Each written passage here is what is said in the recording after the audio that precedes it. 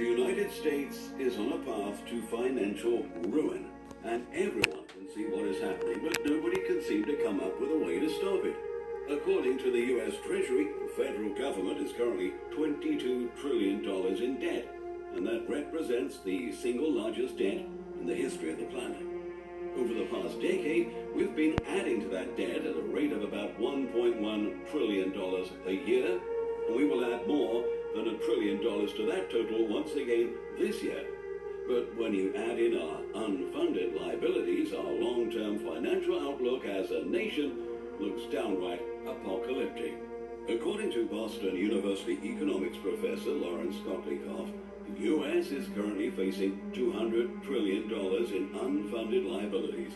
When you add that number to our $22 trillion debt, you get a grand total of $222 trillion.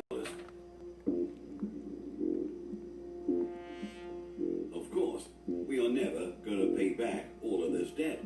The truth is that we're just going to keep accumulating more debt until the system completely and utterly.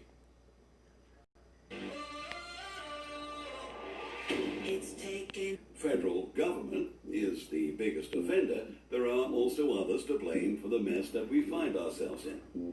State and local governments are more than $3 trillion in debt. Corporate debt has more than doubled since the last financial crisis, and U.S. consumers are more than $13 trillion in debt. When you add it all together, the total amount of debt in our society is well above 300% of GDP, and it keeps rising with each passing year. But for the moment, let's just focus on the giant mountain of debt that the federal government has piled up. The U.S. budget